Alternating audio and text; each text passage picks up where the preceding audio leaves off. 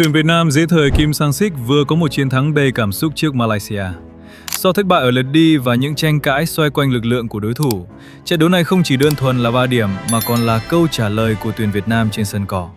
Một chiến thắng không ồn ào, không phô trương, nhưng đủ để khẳng định bản lĩnh và cách mà đội tuyển được xây dựng. Và điều thú vị là Việt Nam không cần kiểm soát bóng vượt trội hay tạo ra quá nhiều cơ hội. Chúng ta vẫn biết cách tung ra đòn quyết định vào đúng thời điểm. Khi gặp các đội Đông Nam Á, chúng ta có thể chủ động kiểm soát trận đấu. Nhưng khi đối đầu với những đội bóng mạnh hơn, Việt Nam lại trở thành một khối phòng ngự cực kỳ kỷ luật. Hai cách chơi gần như đối lập, nhưng thực tế lại đến từ cùng một hệ thống. Và có một chi tiết rất đáng chú ý, tuyển Việt Nam không hề thiếu sự sáng tạo, mà chúng ta chỉ đặt sự sáng tạo vào đúng thời điểm và đúng con người. Để hiểu cách tuyển Việt Nam vận hành dưới thời Kim Sang-sik, cần nhìn vào một điểm rất quan trọng. Ông không xây dựng đội bóng để kiểm soát bóng, mà để kiểm soát rủi ro. Trong bóng đá hiện đại, nhiều đội chọn cách cầm bóng thật nhiều để áp đặt thế trận. Nhưng Kim Sang-sik lại đi theo hướng khác. Ông không yêu cầu đội bóng phải giữ bóng quá lâu, mà yêu cầu đội bóng không được mắc sai lầm. Điều này thể hiện rất rõ trong cách Việt Nam triển khai bóng, không cố thoát pressing bằng những pha phối hợp mạo hiểm, sẵn sàng chơi đơn giản, thậm chí đưa bóng ra khỏi khu vực nguy hiểm nếu cần. Khi tấn công, Việt Nam cũng không dâng quá nhiều người một cách ồ ạt, luôn giữ lại cấu trúc phía sau để đảm bảo an toàn. Và khi mất bóng, toàn đội lập tức lùi về tổ chức, giữ cự ly đội hình thay vì pressing thiếu kiểm soát.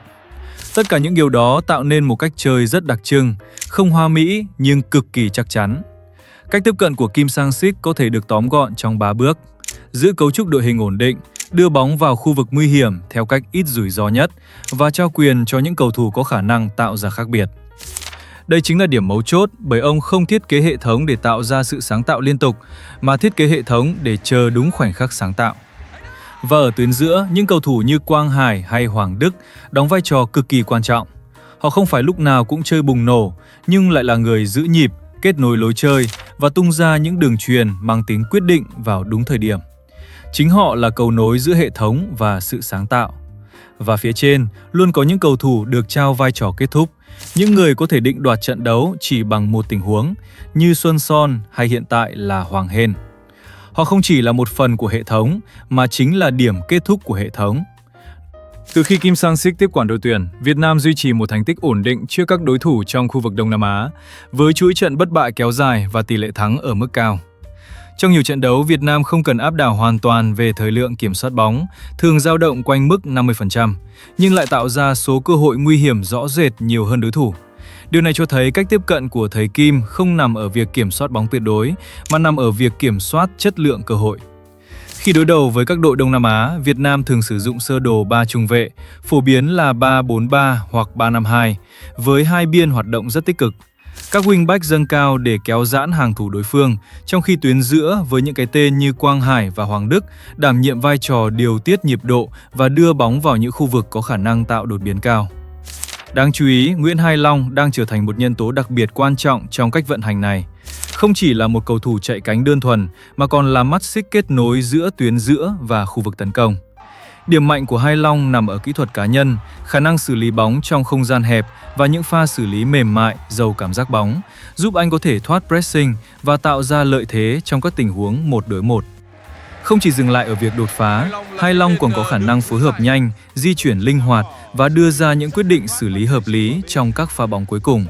Điều này giúp anh trở thành cầu nối giữa hệ thống kiểm soát và khoảnh khắc tạo đột biến.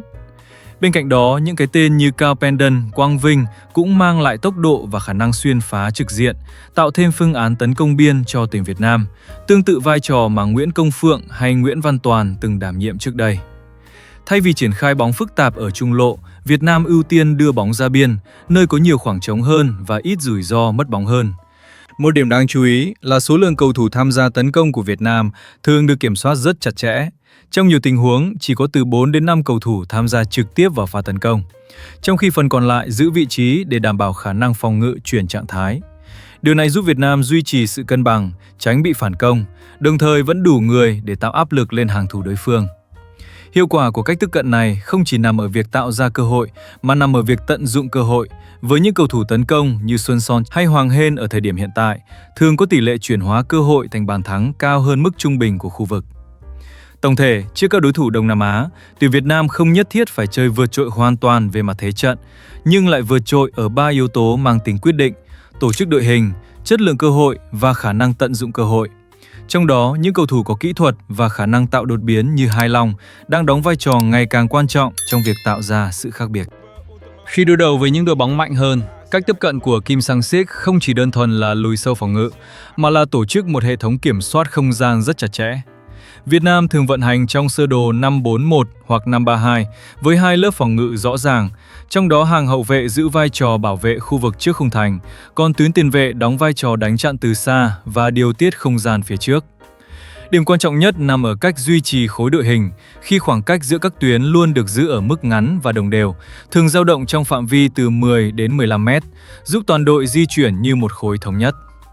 Khi nhìn lại trận lượt đi với Malaysia, vấn đề của tuyển Việt Nam không nằm ở sơ đồ, mà nằm ở cách khối phòng ngự bị kéo giãn theo từng tình huống cụ thể. Có một pattern lặp lại khá rõ. Khi Malaysia triển khai bóng từ trung lộ ra half space bên phải, tuyến tiền vệ của Việt Nam có xu hướng dâng lên áp sát người cầm bóng, nhưng lại không đồng bộ với hàng phòng ngự phía sau.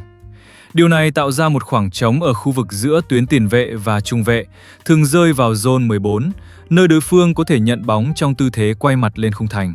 Khoảng cách giữa hai tuyến lúc này bị kéo giãn vượt quá mức an toàn, tạo ra một khe hở mà chỉ cần một đường chuyền xuyên tuyến là có thể phá vỡ toàn bộ cấu trúc phòng ngự.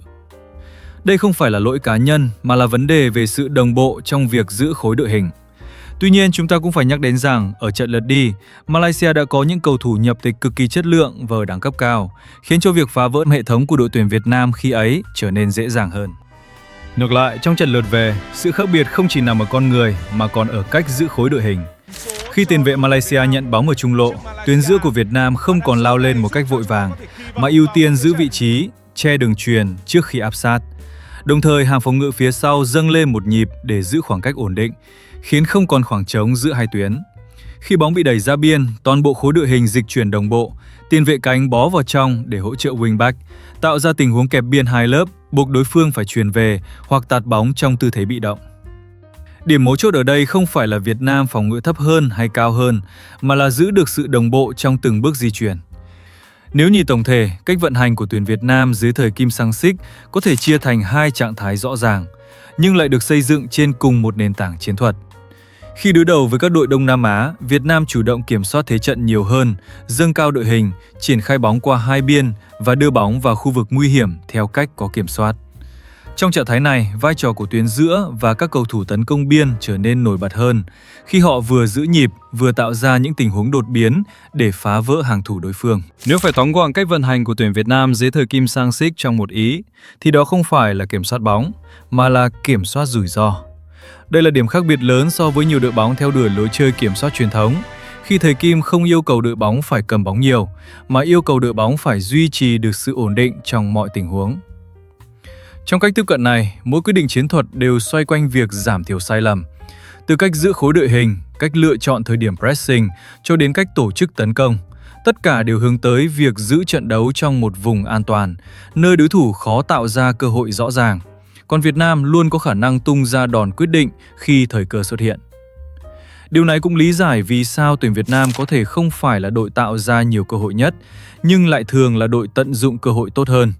Hệ thống chiến thuật giúp trận đấu không bị vượt khỏi tầm kiểm soát, còn những cầu thủ có khả năng tạo đột biến sẽ là người tạo ra khác biệt trong những khoảnh khắc quan trọng. Đây không phải là một cách chơi hào nhoáng, nhưng lại là một cách chơi hiệu quả, đặc biệt trong bối cảnh bóng đá Đông Nam Á, nơi sự chênh lệch không quá lớn và sai lầm thường mang tính quyết định. Kim Sang-sik không cố gắng biến tuyển Việt Nam thành một đội bóng hoàn hảo, mà xây dựng họ trở thành một đội bóng rất khó bị đánh bại. Và trong bóng đá, đôi khi bạn không cần chơi hay hơn đối thủ, bạn chỉ cần mắc ít sai lầm hơn đối thủ là đủ để chiến thắng. Theo bạn, tuyển Việt Nam nên tiếp tục phát triển theo hướng kiểm soát rủi ro như hiện tại, hay cần mạo hiểm hơn để tạo ra nhiều đột biến hơn trong tương lai?